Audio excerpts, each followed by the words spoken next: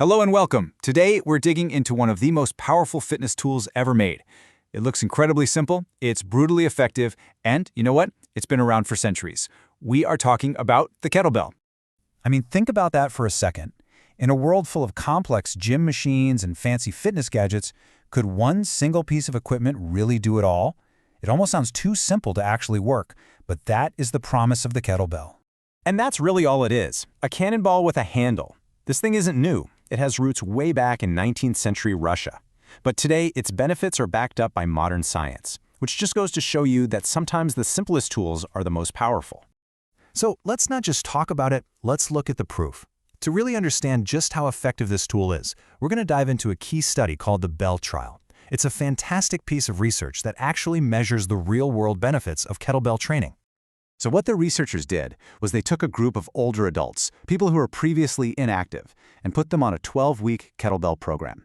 Now this is really important because it shows the impact on regular people, not elite athletes. And what they found? Well, it was pretty incredible. Get this. After just 12 weeks, the participants saw their grip strength increase by almost 25%. And this isn't just about opening a tough jar. Grip strength is a huge predictor of your overall health, vitality, and even how long you'll live. A jump that big is a massive win. They also got up off the floor over 14% faster. Now, that might sound kind of specific, but it's a critical measure of what experts call functional independence. Basically, your ability to handle real-world physical tasks with confidence. And that's so important as we get older. And we also see a huge jump in lower body power. The participants could stand up from a chair 23% more times in just 30 seconds. That is pure, functional leg strength that you use every single day to get around and live your life. So when you put all of this together, you see the real story. These are not just numbers on a chart. We're talking about huge increases in strength and a nearly 33% improvement in how healthy people felt. They didn't just get stronger, they felt more capable in their daily lives. But here's the thing, how you use the kettlebell really matters. Not all kettlebell training is created equal. There are really two main schools of thought, and each one has a totally different philosophy and a different goal. Understanding them is key. First up, there's Hardstyle. The name kind of gives it away, right? It actually has its roots with Soviet special forces, who needed training that built explosive power for combat. The whole focus here is on generating maximum force as fast as possible. Every single rep is a high-tension, high-power effort.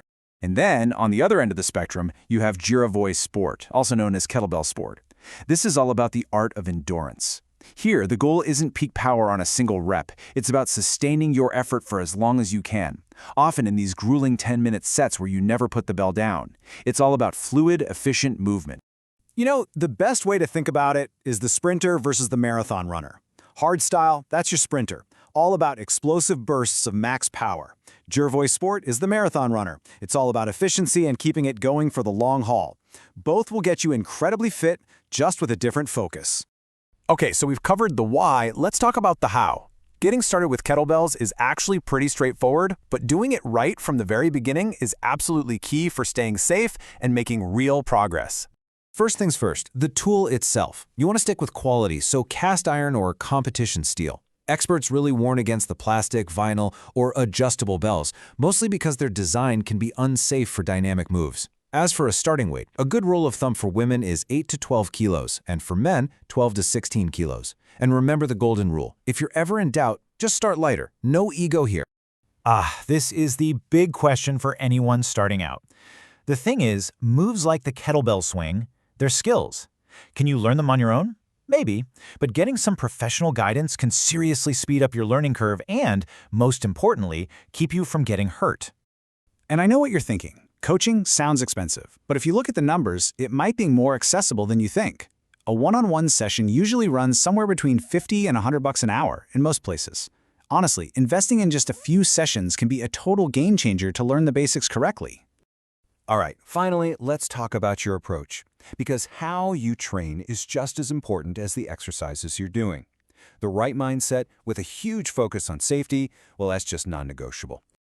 So, to start safe and smart, just follow these 3 steps. First, get a green light from a health professional, especially if you've got any old shoulder, back, or hip issues. Second, you have to earn your progressions. Master the basics like the deadlift and the squat before you even think about swinging that bell. And third, change your mindset.